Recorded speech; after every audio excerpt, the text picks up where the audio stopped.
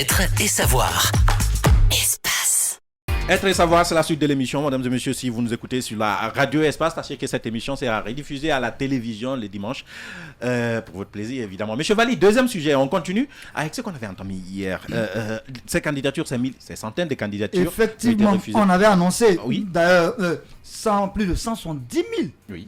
Pardon, c'est ça. 171 000 candidatures avaient été rejetées au compte des examens de 2021. Oui. C'est-à-dire tous les examens confondus. Oui. Et donc, on avait estimé que les autorités éducatives avaient des comptes à rendre à la population par rapport à ça. Parce que les parents d'élèves, les élèves et les encadreurs sont aujourd'hui tous ahuris.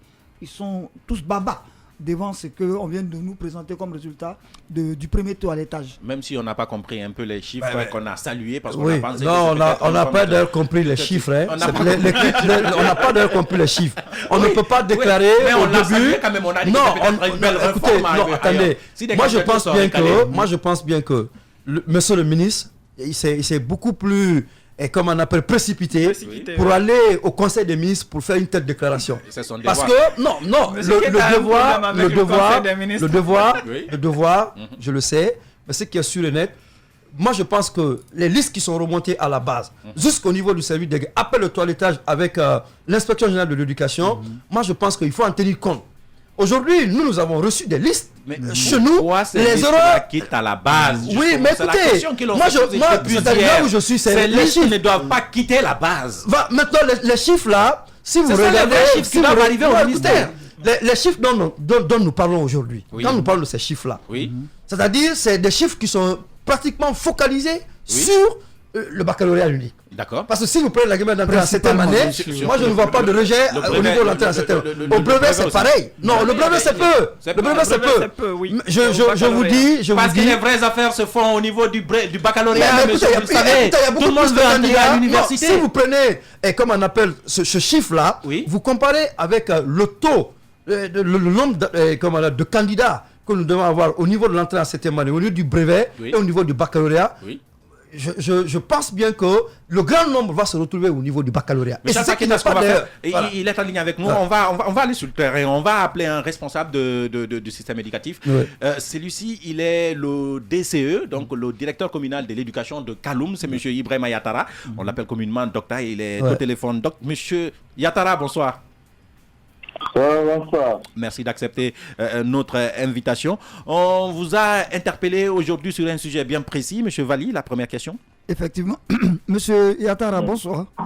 Voilà. Donc, on voulait savoir quelles sont les actions que votre département est en train de mener aujourd'hui par rapport au rejet des différentes candidatures. Quel est le travail que vous faites aujourd'hui? Ce n'est pas un rejet en tant que tel.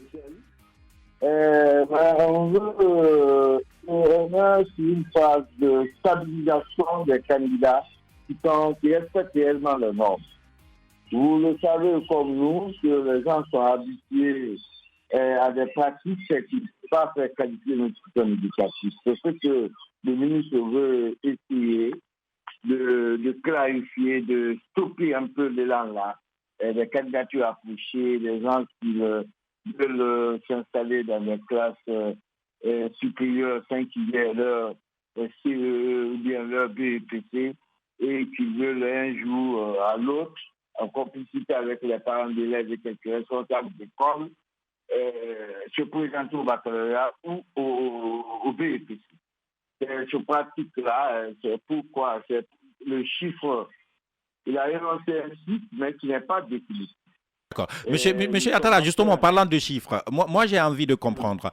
Au niveau de Kaloum, quel est le nombre de candidatures que vous avez proposées? Parce que ce n'est pas encore validé. Quel est le nombre de candidatures que vous avez proposées et quelles sont les candidatures qui ont été rejetées? Il y a des situations que nous sommes en train de remonter. Ces rubriques-là, par exemple, le nombre de établissements présentant des candidats chez nous au baccalauréat sont au nombre de 6.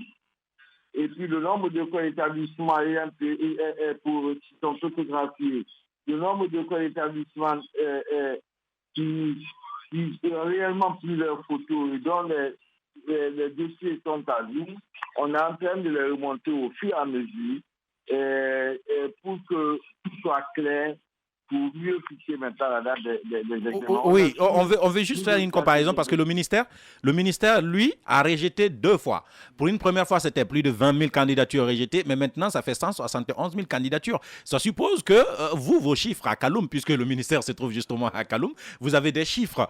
Quels sont, à ce jour d'aujourd'hui, quels sont les chiffres que vous avez remontés et quels sont les chiffres qui ont été validés? À ma connaissance, on a des cas de doublons. On n'a pas ces cas de rejet là d'abord. Mais attention, on n'a pas fini.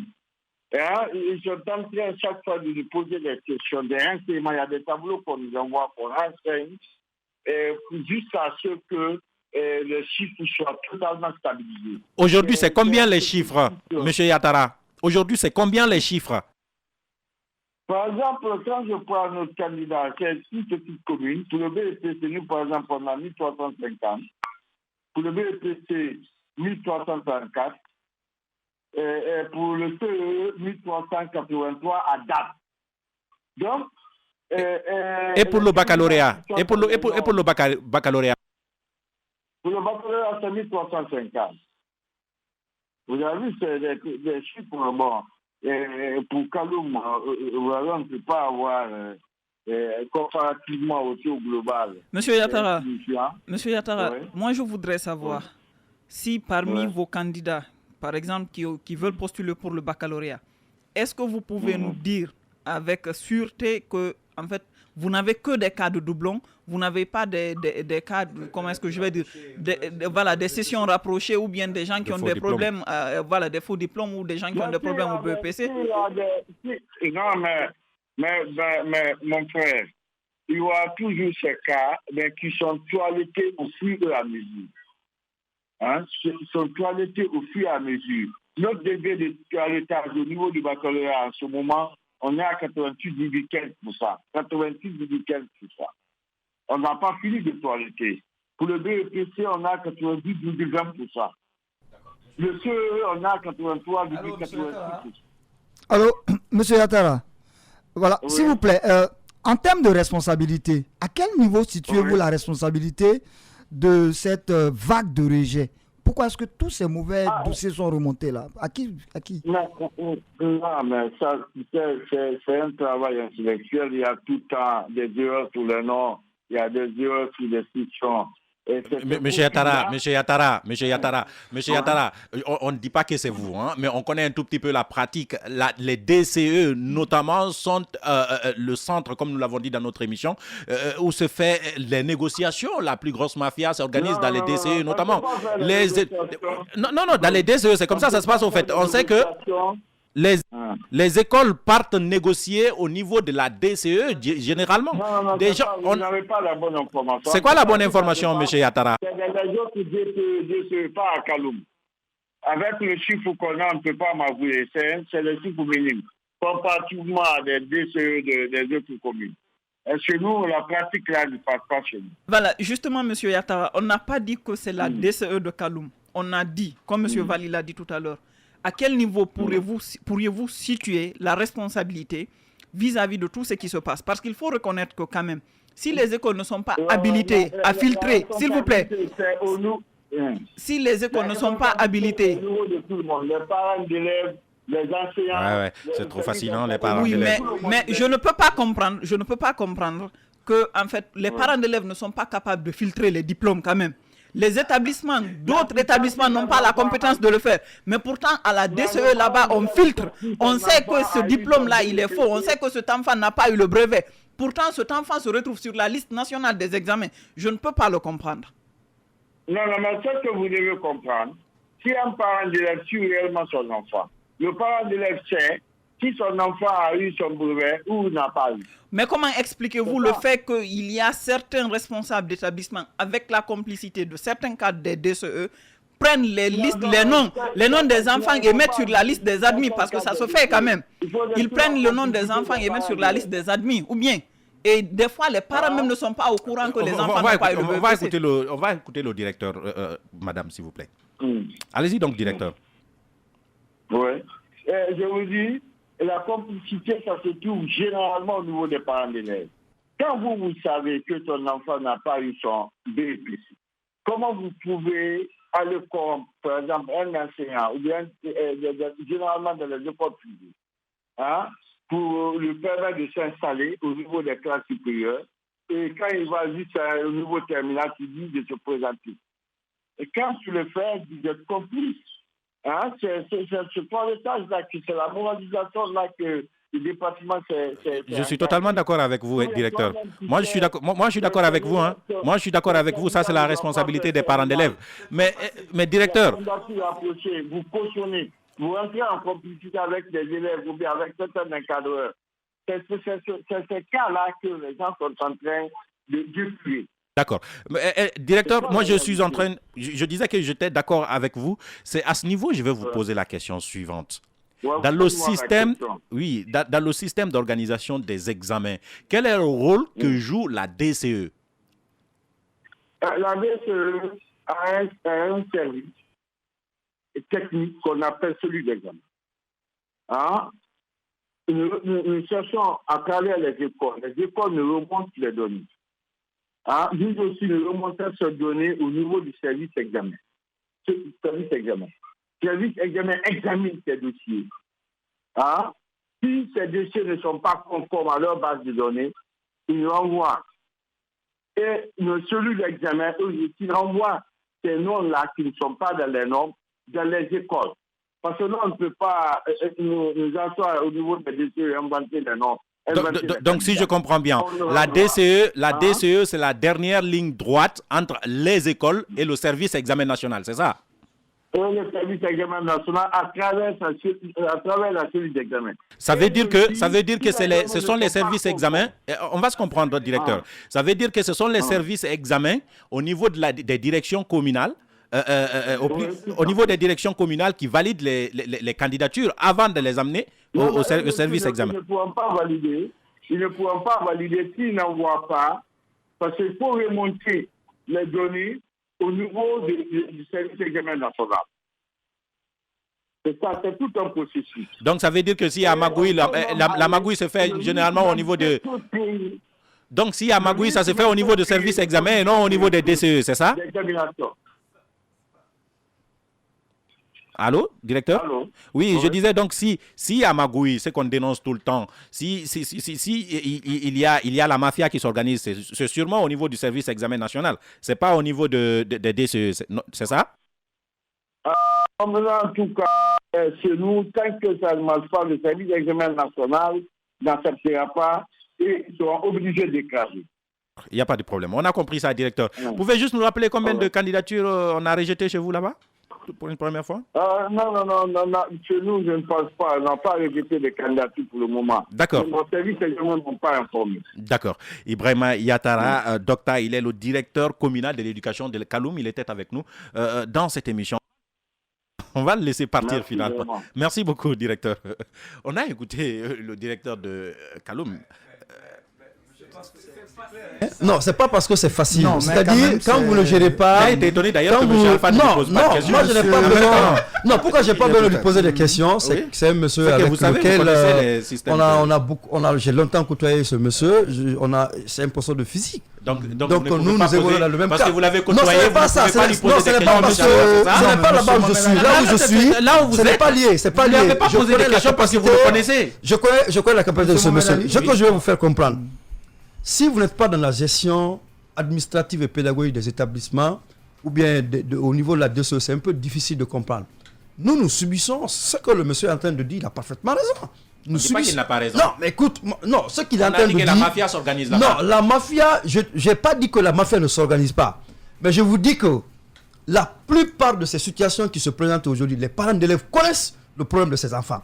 Généralement, ils sont les premiers responsables. Pourquoi je dis ça? Généralement, ce sont les parents d'élèves, ils savent que l'enfant n'est pas admis officiellement. D'accord. Ce que vous dites comme ça, dire que... Non, attendez, dire que... Non, suivez-moi. Dire que les écoles vont peut-être ajouter des listes additives pour dire aux parents... Non, ceux qui le font, tant mieux. Mais ce qui est sur le net, aujourd'hui, on n'a pas besoin de se fatiguer avec ça. Si votre enfant est admis à travers la plateforme d'Orange ou bien à travers la plateforme d'Areba, vous pouvez savoir que votre enfant est admis. Je peux vous poser une question, monsieur? Attends, je vais soulever la dernière partie. C'est que cette situation-là, les parents d'élèves en première ligne sont responsables de ce qui se passe. Ils savent pertinemment que leurs enfants sont dans des situations confuses. Maintenant, je vous pose une question. Maintenant, si un responsable d'école... Je peux vous poser une question. Allez-y. Oui. En tant que directeur d'école, s'il y a un parent corrompu, prenons-le comme ça, qui sait que son enfant n'a pas été admis au brevet, mais qui veut le placer au niveau du... Il vient vous voir, M. Alpha, il dit, c'est mon enfant, j'ai envie qu'il se présente comme candidat. Vous lui demandez... on demande laissez-moi finir. Vous lui demandez, Mm. est-ce qu'il a eu son brevet? Il vous dit non, il n'a pas de brevet, mais je suis prêt à payer quand même. Puisque vous êtes directeur d'école, je voudrais que vous me dites, vous allez faire quoi? Non, moi ça passe pas chez moi. Je parle de moi. Oui, vous parlez de vous. Voilà. Maintenant, si ça passe chez vous, non, si à qui la faute? Non, mais ça peut pas passer chez moi. Si ça passe chez vous, si ça passe chez moi, oui, c'est à qui la faute? Si ça passe chez moi, oui, à qui la faute? Non, la faute ne m'incombe pas. Pourquoi la faute? Ça ne vous incombe pas, ça, M. Alpha? Non. Un policier qui vole, c'est une peine. Non, tu comprends pas la chose. Je sais comment les enfants sont inscrits dans les écoles. M. Alpha, je t'explique. Non, attends, il faut qu'on l'explique ça. Non, il faudrait que moi je comprends. Dans les inscriptions, je pense que dans les inscriptions des enfants dans les écoles, oui, les enfants viennent avec des dossiers. Quand ils viennent avec des dossiers, le dossier transite par le service de la scolarité. Ça ne passe pas sur le directeur, ni sur le proviseur. Ça passe par le service de la scolarité. Si dirige le directeur et le proviseur, ils sont au courant. On peut se suivre. Non, vous ne pouvez pas dire que ça passe par là. Ceux qui sont responsables, on leur fait des comptes. Je pense bien que si je te parle du fonctionnement des établissements d'enseignement. Je sais, on parle de la même chose. Dans ce fonctionnement, il y a une ligne à suivre. C'est-à-dire, un élève ne peut pas s'inscrire aujourd'hui, directement, on vient dire, bon écoutez, voilà, on vient déposer le dossier sur le directeur. C'est pas quoi. Il y a une chaîne à suivre. Dans les écoles, il y a ce qu'on appelle le suivi des cheminements. Le suivi de cheminement s'occupe de ça. Quand il y a un problème, c'est au suivi de cheminement de voir réellement est-ce que cet enfant-là est dans le ou pas. Monsieur Alpha, moi je pense que la dernière fois on l'a dit ici, c'est une chaîne de responsabilité. De responsabilité, je suis d'accord. La principale responsabilité, moi je l'attribue au département. Je viens. La première strate de responsabilité. Réservez votre analyse parce qu'on a l'inspecteur de Mamou en classe. On va manquer de temps pour essayer de le prendre. Bon, ce qui se passe quand même à Mamoun, moi je respecte et je salue parce que à Mamoun, l'inspecteur, lui, il s'en est occupé lui-même de ces différentes écoles. On va l'écouter, on va analyser ça ensemble. Inspecteur, bonsoir. Bonsoir, monsieur. Inspecteur Mansari, donc vous êtes l'inspecteur régional de l'éducation de Mamou. Récemment, on a vu une activité que vous avez initiée à l'endroit des écoles, c'est par rapport aux candidats, si on peut les appeler aux faux candidats de Mamou. Qu'en est-il? Voilà, souvent c'est ce qui me fait revenir sur les antennes. Moi, je n'ai pas eu un problème avec les candidats, mais j'ai une mission de contrôle de la régularité des inscriptions des élèves sur la liste des candidats. Bon, et le critère pour qu'on soit candidat, il faut être détenteur, candidat au baccalauréat, il faut être détenteur du diplôme de BEPC.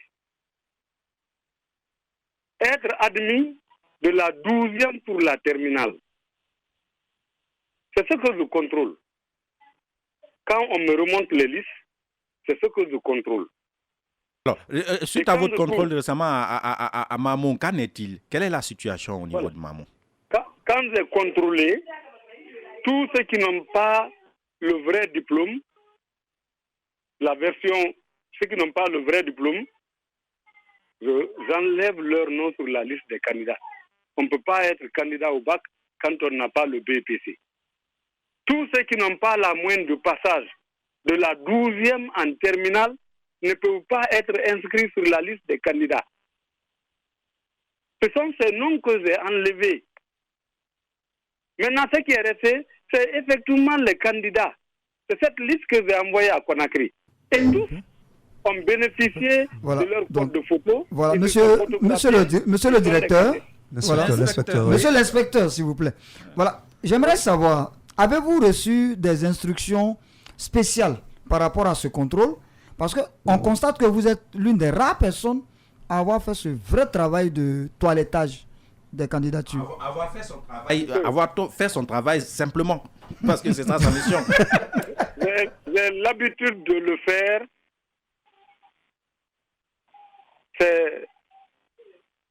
C'est notre mission. C'est l'une des missions des inspecteurs. Allô? Oui, allô, on vous écoute. Donc il n'y a pas eu... Voilà, c'est l'une des missions des inspecteurs. Oui. On n'a pas besoin de recevoir les ordres pour faire ça. D'accord.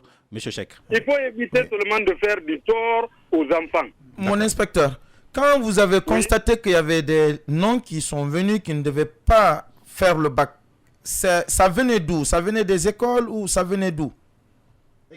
Ça venait des écoles et notamment des écoles privées. Ces directeurs des écoles privées, est-ce qu'ils étaient conscients qu'ils ont présenté des enfants qui avaient des faux diplômes? Monsieur, mon approche, je dis, c'est que oui. je convoque le chef de l'établissement. Il vient avec l'élève et le faux diplôme, avec le parent. Comme nous, les inspections ont la chance d'avoir tous les résultats nationaux, l'intéressé dit qu'il a eu le brevet à Conakry avec la signature de la DEV. Il me dit son PV. Nous interrogeons l'ordinateur. Le PV nous sort effectivement le même prénom et nom. Mais la contradiction, c'est au niveau de la filiation. Le vrai détenteur du BPC à Conakry, sa filiation est différente de la filiation qui est sur le faux diplôme. Et tout ça, ça se fait devant l'élève. Hein? Et s'il insiste, j'appelle la DEV de Conakry, je lui donne le PV, je lui dis de me donner le prénom et nom et la filiation qui correspond au PV. C'est quand on a fini de tout faire ça. Oui, inspecteur. Dernière question. Hein, je voudrais savoir, vu après cet entretien-là, est-ce que vous vous êtes permis de pousser un peu plus loin pour savoir réellement, par exemple, comment il s'est procuré ce document, qui le lui a donné et comment la procédure s'est faite, quoi? Voilà, le temps manquait parce que les gens ont fait exprès retarder les listes au moment où le ministre pressait pour qu'on dépose les listes. C'est pourquoi on a dénoncé de la mafia. Écoutez, j'ai envoyé les listes avant le contrôle, mais j'ai appelé le service examen. Je dis, je vous ai envoyé, mais je suis sur un travail. Il y a un travail en cours. Je vais vous envoyer les résultats après. D'accord. C'est ce qui a été accepté. D'accord. C'est Elhadj Mansaré, il est l'inspecteur régional de l'éducation de Mamou. Elhadj, on manque de temps. Merci vraiment d'avoir accepté de prendre la parole dans cette émission. Et à la prochaine, nous vous disons.